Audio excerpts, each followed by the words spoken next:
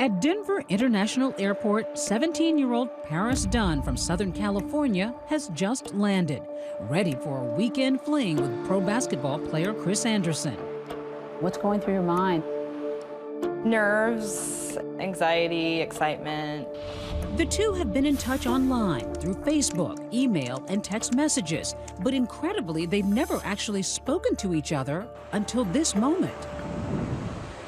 Were you thinking at all that this could be dangerous?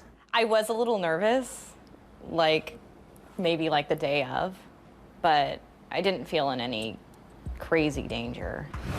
She'll regret not asking more questions, because what Paris doesn't know is that her weekend plan was orchestrated by someone other than the man she's about to meet. There's a catfish out there with hooks in her and Chris Anderson. I get off the plane and he's texting, okay, I'm at this exit. That was the moment where I see, is this real or not? And when the door opened, there he was. Looking just as you imagined he would look. Yeah, tattoos and all. He gave me a kiss and gave me a hug, and we were happy. I was happy.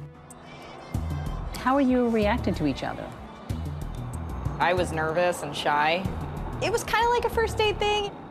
This first date has some awkward moments. Both seem to have strange, incorrect details about the other. A couple little weird things, that didn't add up. Such as? He said, you told me you brought a lot of Victoria's Secret stuff to wear for me. And I said, no, I didn't. And then he was like, when is your trip to Africa? And I was like, I'm not going on any trip. What are you talking about? He's asking you weird questions, but you're shrugging it off. Just shrugging it off. Just okay, well, we're just messing around. And one more miscommunication. Remember the guy who encouraged the visit and claimed to be Chris's buddy, Tom Taylor? I said, well, Tom said, he's like, who's Tom? And I was like, your best friend. And he was like, I don't know a Tom. A bizarre disconnect. Maybe the NBA player has Paris confused with another woman. That's a big red flag. It was. I thought he was messing around. When he was like, who's Tom? I was like, no.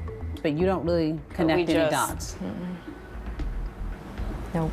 They were strange, confusing little question marks that kind of peppered the weekend, but nothing so alarming that it tipped either of them off.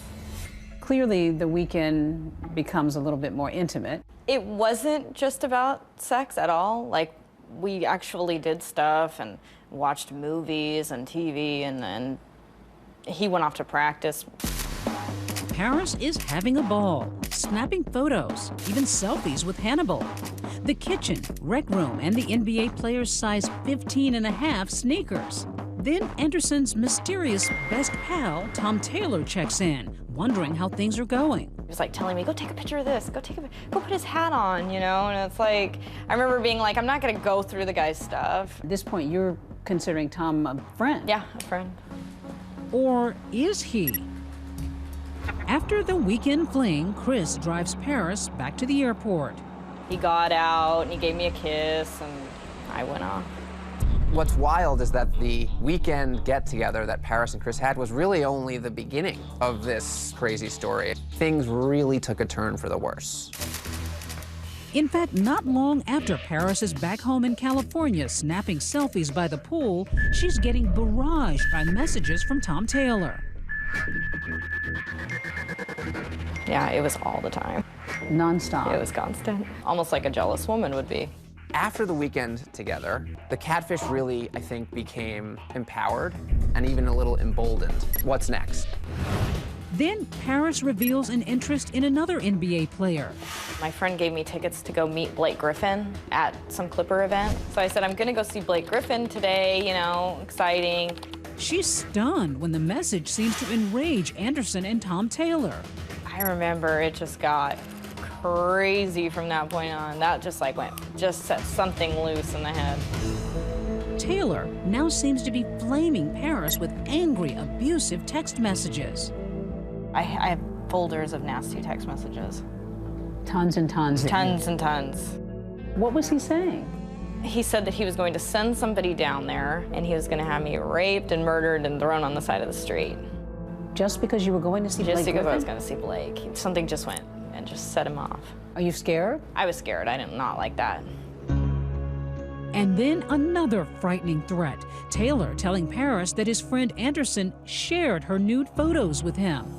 Essentially, the catfish was using Tom to threaten Paris, to say, not only am I going to physically harm you, but those naked photos you sent Chris, I have them. He showed them to me. He sends Paris a link. She clicks, and to her horror, there are her nude photos, all posted on the internet for anyone to see. And I see just all my pictures, my address, my phone number. And these are nude pictures? These are nude photos of me. All my pictures I had sent Chris.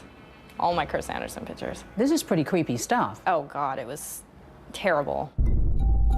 So clearly, this is where the story really starts to escalate. Because this isn't just about power. Now this is about just anger and real hostility. The catfish decided, for whatever reason, I'm angry, or I'm jealous, or I'm not happy with how things are going in my life, so I'm going to transfer some of that onto these two otherwise innocent people. Exposed and now threatened, a furious and frightened Paris at last reveals her secret life to her mother. That's when me and my mom called the police. These are underage pictures online, and he's putting my address. So that was immediate. Call the police right there. And what did you hear from the police? We're like, Chris Anderson's involved. You know, they're like small town police people, so they're like, what? He said, you just opened a can of worms. A can of worms that would include the near destruction of a sports star's career. The Chris Anderson case centers around Anderson's involvement with a 17-year-old girl.